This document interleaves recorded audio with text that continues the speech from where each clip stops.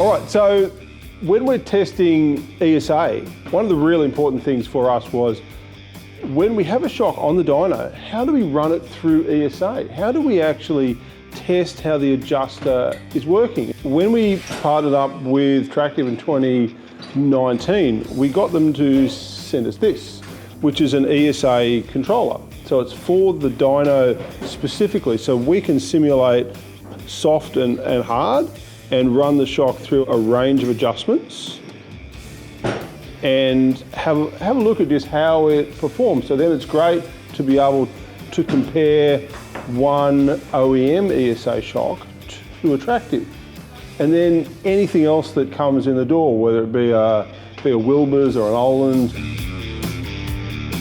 So we've just got the shock running 25 millimeters a second with the adjuster on full hard, which basically means you're not putting any current through the shock. So if you get your ESA shock and unplug it, it's on full hard.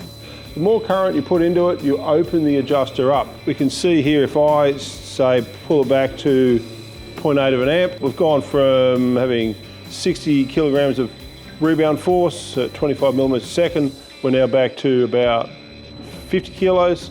And in bump, we've gone from 40 kilos back to 35.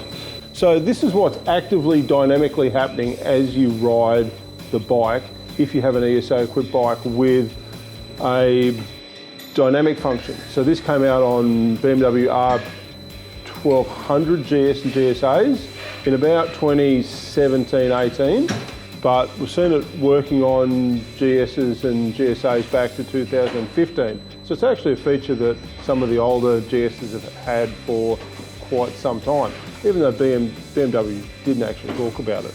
So it means we can thoroughly test an ESA shock.